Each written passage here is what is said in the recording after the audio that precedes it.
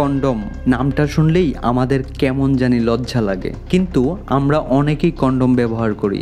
আর অনেক মানুষই জানেন না যে এই ছোট পাতলা রাবারের মতো জিনিসটা তৈরি হয় কতটা যত্নে, বিজ্ঞান আর প্রযুক্তির সমন্বয়ে। আজকে দেখাবো কন্ডম কিভাবে তৈরি হয়, এর পুরো প্রক্রিয়াটা।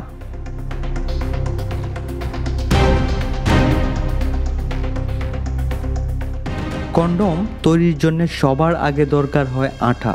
এটা এক ধরনের প্রাকৃতিক রাবার, যা মূলত রাবার গাছের দুধের মতো তরল রস থেকে সংগ্রহ করা হয়। তবে এখন অনেক সিনথেটিক আটা ব্যবহার করে, বিশেষ করে যাদের আটায় অ্যালার্জি আছে তাদের জন্যে।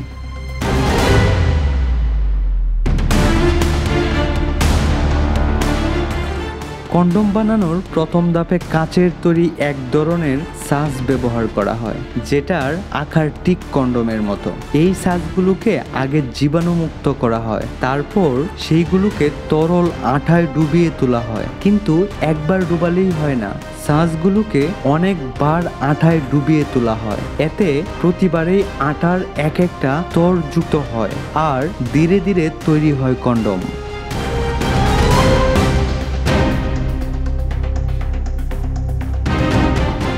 ডিপ করার পর এগুলোকে গরম তাপে শুকানো হয়। তারপর আসে ভালকানাইজেশন নামে একটা ধাপ। এখানে কন্ডমগুলোকে উচ্চ তাপে প্রক্রিয়াজাত করা হয়, যাতে রাবার আরো টেকসই, ইলাস্টিক এবং ছিঁড়ে যাওয়া থেকে প্রতিরোধ হয়। এই ধাপটা কিন্তু খুব গুরুত্বপূর্ণ, কারণ এখানেই ঠিক হয় কন্ডম কতটা সুরক্ষিত।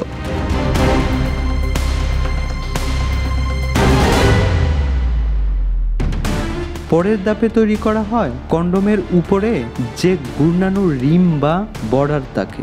এটা শুধু দেখতেই সুন্দর দেখায় না, ব্যবহার করতেও সুবিধা হয়।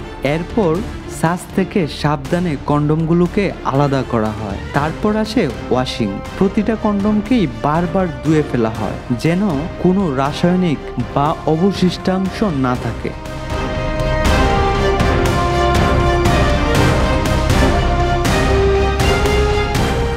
কন্ডমগুলোকে আবার শুকানো হয়, এরপর লুব্রিকেট যুক্ত করা হয়। এই লুব্রিকেট সাধারণত ওয়াটার বেসড বা সিলিকন বেসড হয়, যা যৌন মিলনের সময় সংঘর্ষ কমাতে সাহায্য করে। কিছু কন্ডমে আবার সুগন্ধি কিংবা উত্তেজনা বাড়ানোর জেলও দেওয়া হয়।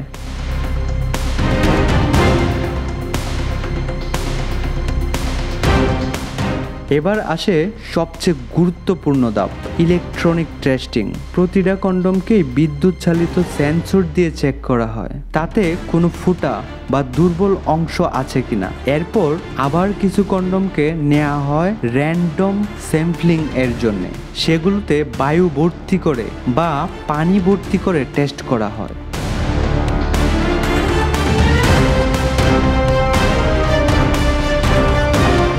সবগুলো টেস্ট পাস করলেই কন্ডমগুলোকে প্যাক করা হয় একটা নির্দিষ্ট পরিবেশে, জীবাণুমুক্তভাবে। তারপর ঢুকে সিল করা অয়েল প্যাকেটে। প্যাকেটের গায়ে প্রিন্ট করা হয় উৎপাদনের তারিখ, মেয়াদ, ব্যাচ নম্বর, এই সব কিছুই দেওয়া হয়। তারপর সেটি যায় বাজারে। আমরা হয়তো দোকানে গিয়ে 1 মিনিটেই কিনে ফেলি, কিন্তু এই একটা কন্ডোমের পেছনে লেগে যায় কয়েকটা দিনের পরিশ্রম আর শতভাগ গুণাগুণের মান নিশ্চিত করার চেষ্টার ফল।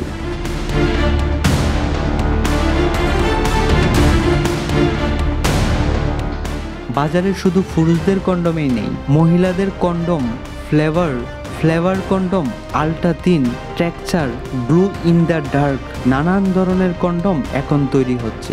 আপনারা যদি এই নিয়ে আরও জানতে চান, তাহলে কমেন্ট করে অবশ্যই জানাবেন।